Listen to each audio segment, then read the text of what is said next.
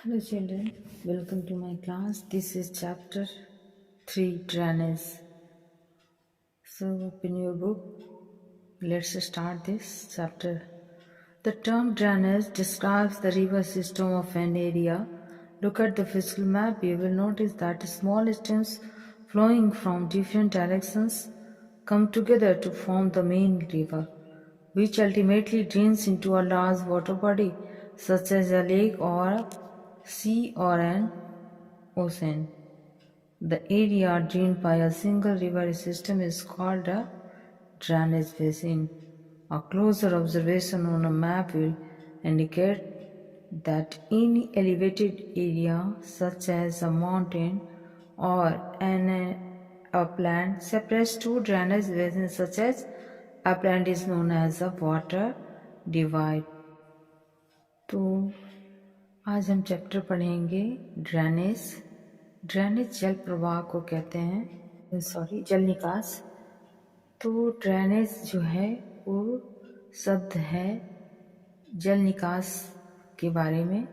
ये जो है नदी, इस जल निकास जो है ये शब्द नदी के लिए आता है, के सिस्टम को एक्सप्लेन करता है। भारत के जो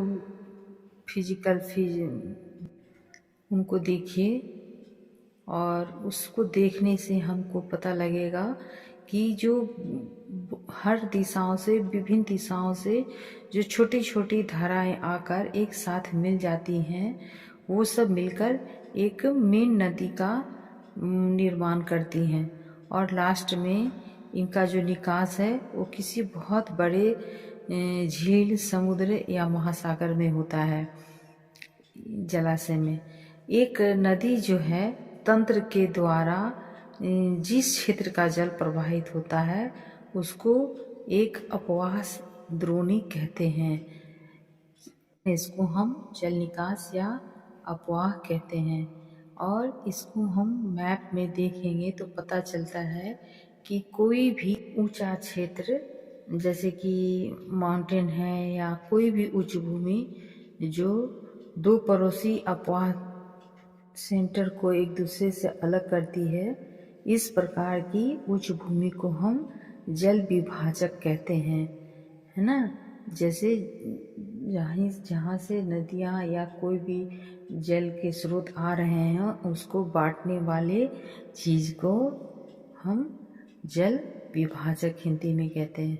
The drainage system of India are mainly controlled by the broad relief features of the subcontinent. Accordingly, the Indian rivers are divided into two major groups, the Himalayan rivers and the peninsular rivers. Bharat में जो अपवाह तंत्र है इसका नियंत्रण मुख्य रूप से भौगोलिक आकृतियों के द्वारा होता है और इसके आधार पर भारतीय नदियों को हम दो वर्गों में बांट सकते हैं।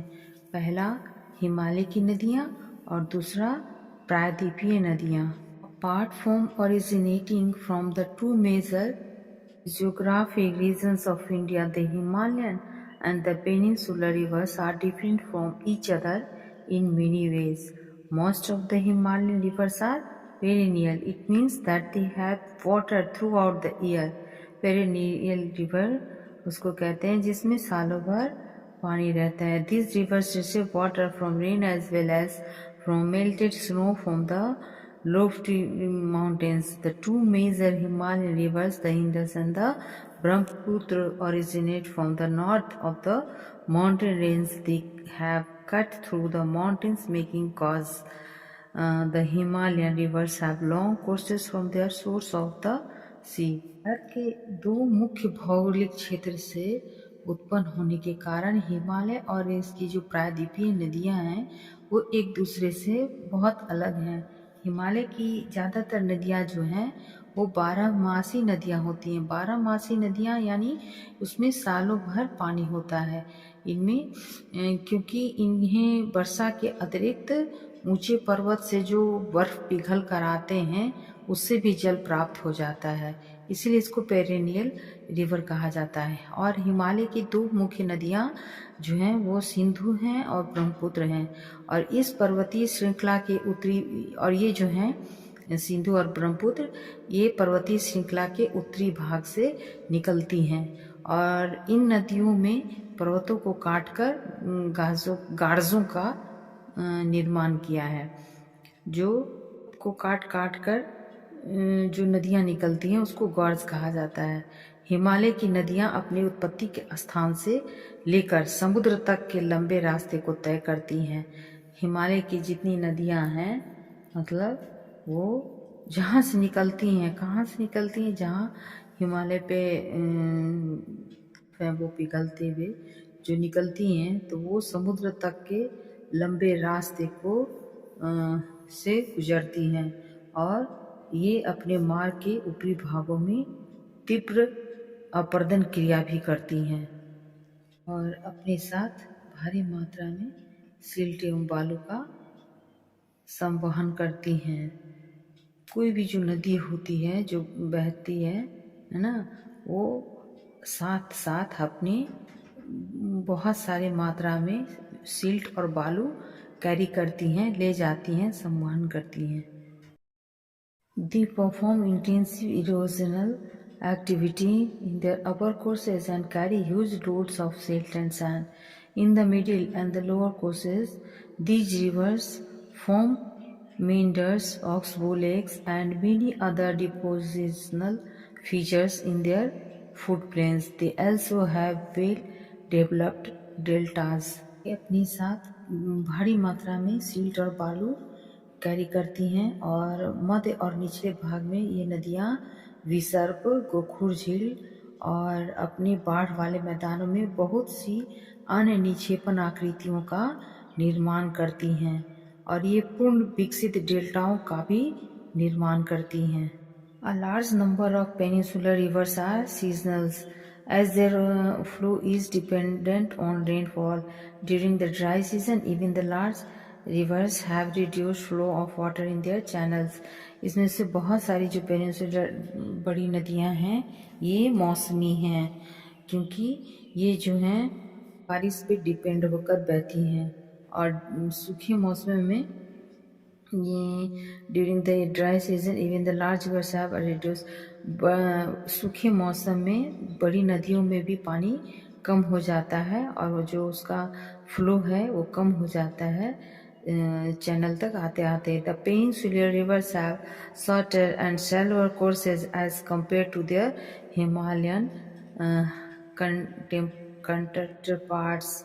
However, some of them originated in the Central Highlands and flow towards the west. Can you identify two such large rivers? Most of the rivers of peninsular India originate in the Western Ghats and flow towards the Bay of Bengal. अधिकतर जो प्रायद्वीपीय नदियां हैं ये मौसमी ही होती हैं क्योंकि जो इनका प्रवाह है वो सिर्फ उनका जो बहाव है, फ्लो है, वो वर्षा पर निर्भर रहता है और शुष्क मौसम में बड़ी नदियों का जल भी घट जाता है और छोटी छोटी धाराओं में बहने लगता है।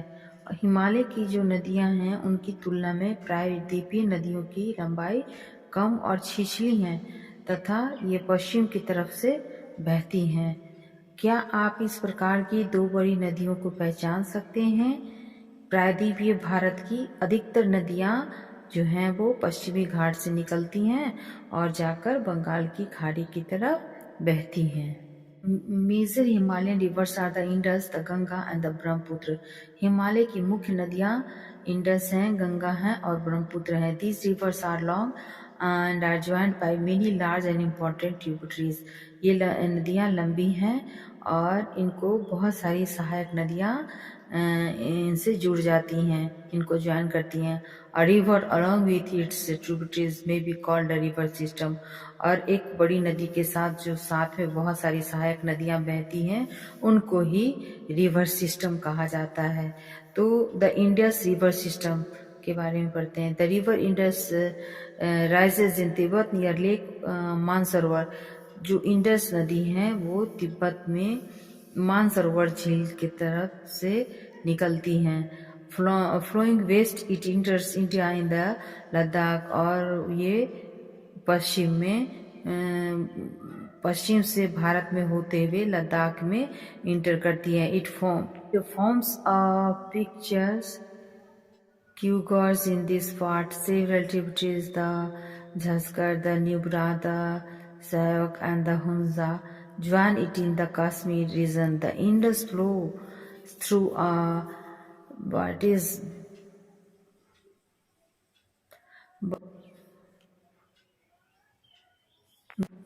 सिंधु नदी का जो उद्गम है वो मानसरोवर झील के निकट तिब्बत में है, और पश्चिम की ओर बहती हुई यह नदी भारत में लद्दाख से प्रवेश करती है। किताब में देखते रहिए। इस भाग में ये बहुत ही सुंदर दर्शनीय गॉर्ज का निर्माण करती है। इस क्षेत्र में बहुत सी सहायक नदियां हैं, जैसे जौस्कर हैं, नुब्रा हैं, सियूक हैं तथा हुंजा इस नदी में मिलती हैं। सिंधु नदी बलूचिस्तान और गिलगित से बहते हुए अटक में पर्वतीय क्षेत्र से बाहर निकलती है, और सतलज, ब्यास, रावी, चेनाब, झेलम ये सब आपस में मिलकर पाकिस्तान में मिठानकोट के पास सिंधु नदी में मिल जाती हैं। इसके बाद यह नदी दक्षिण की तरफ बहती है और अंत में कराची से पूरब की ओर अरब सागर में मिल जाती है। सिंधु नदी के मैदान का जो ढाल है वो बहुत ही धीमा है। सिंधु द्रोणी का 1/3 से कुछ अधिक भाग भारत के जम्मू कश्मीर, लद्दाख, हिमाचल और पंजाब में तथा शेष भाग पाकिस्तान में स्थित है। और 2900 किलोमीटर लंबी सिंधु नदी जो है विश्व की सबसे लंबी नदियों में से एक है। इसके बाद है गंगा नदी system.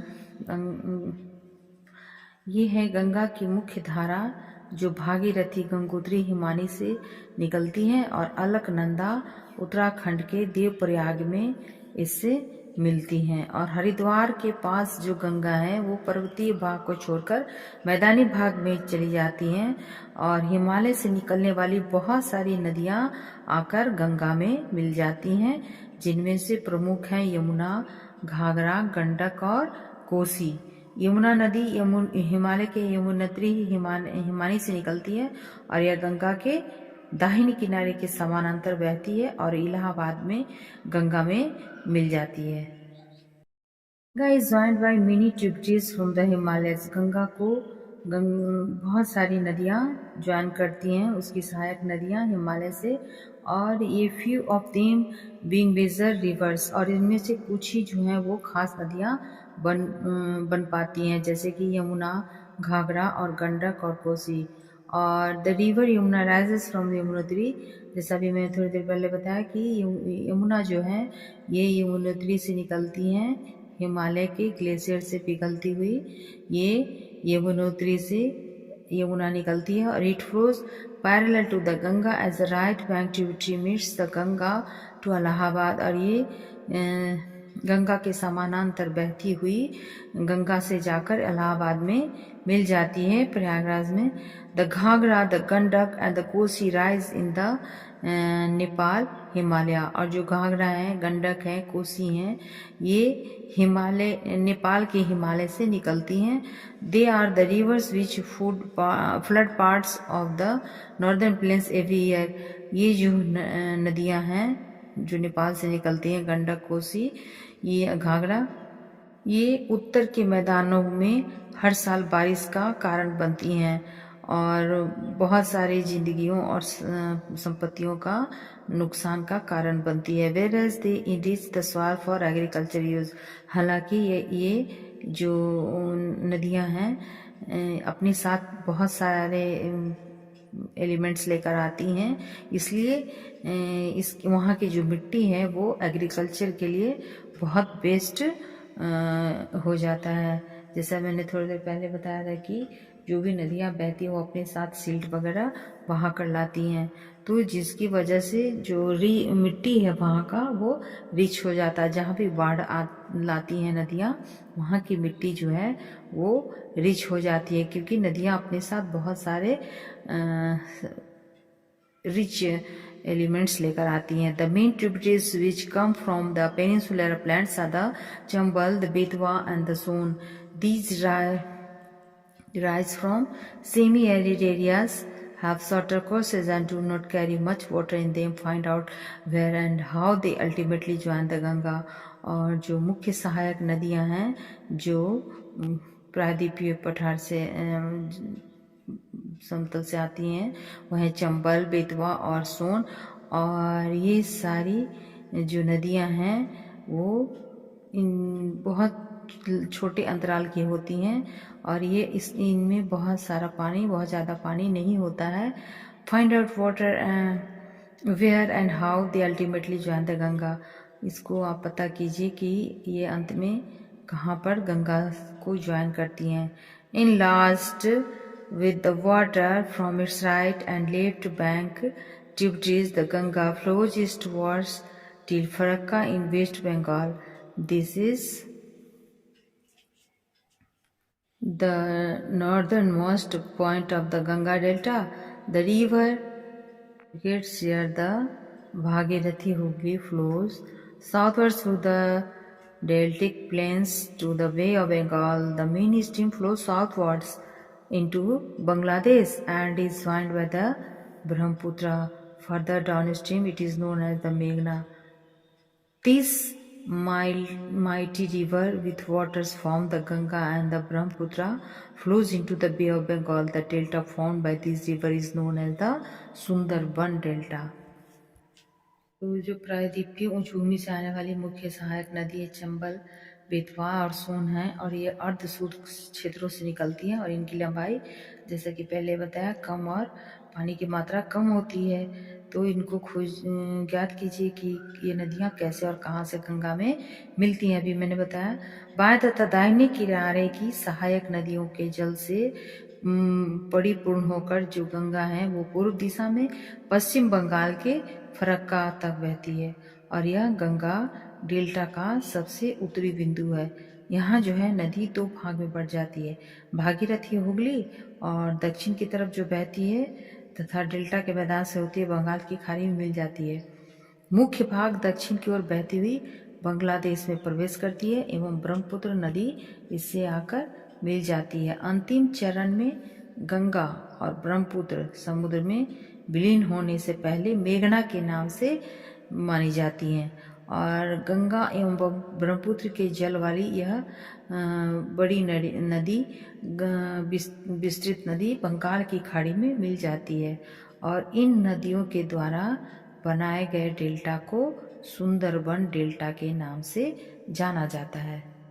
The length of the Ganga is over 2500 kilometre और जो गंगा की लंबाई है वो 2500 किलोमीटर है। Look at figure 3.4. Can you identify the type of drainage pattern formed by the Ganga river system? ऊपर के चित्र 3.4 को देखिए और बता सकते हैं कि गंगा ने ये ड्रेनेज का कौन सा सिस्टम तैयार किया है।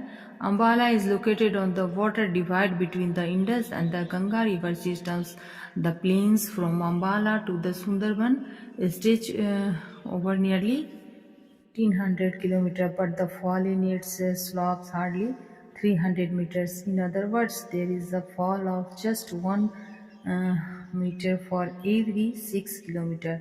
Therefore, the river develops large meanders. पाला नगर सिंधु और गंगा नदी ये जो सिस्टम के बीच जल विभाजक पर स्थित है और अम्बाला से सुंदरबन तक मैदान की लंबाई 1800 किलोमीटर है, लेकिन इसके ढाल में गिरावट जो है मुश्किल से 300 मीटर है और दूसरे शब्दों में कहें तो प्रति 6 किलोमीटर की दूरी पर ढाल में गिरावट केवल 1 मीटर है और इसलिए इन नदियों में अनेक बड़े बड़े विसर्प बन जाते हैं। अब है Brahmaputra river system. The Brahmaputra rises in Tibet east of the Mansarovar lake, very close to the sources of the Indus and the Satluj. It is slightly longer than the Indus and most of its courses lies outside India. It flows eastwards parallel to the Himalayas. On reaching the Nancha Parva, it takes a U-turn and enters India in Arunachal Pradesh through Aksaz. Here it is called the Dihag and it is joined by the Dibang. the Lohit and many other tributaries to form the Brahmaputra in Assam. Brahmaputra नदी तिब्बत की मानसरोवर झील के पूर्व और सिंधु और सतलज के स्रोत के काफी नजदीक से निकलती है और इसकी लंबाई सिंधु से थोड़ा ही अधिक है, परंतु इसका अधिकतर जो मार्ग है, रास्ता है, वो भारत से बाहर है स्थित है और यह हिमालय के समानांतर पूरब की ओर बहती है। नामचा 12वां शिखर के पास पहुंचकर यह अंग्रेजी के यू अक्षर जैसा मोड़ बनाकर भारत के अरुणाचल प्रदेश में गॉर्ज के माध्यम से प्रवेश करती है और यहाँ इसको दिहांग के नाम से जाना जाता है और दिबांग, लोहित, किनुला और दूसरी सहायक नदियाँ इससे मिलकर असम में ब्रह्मपुत्र का निर्माण करती हैं।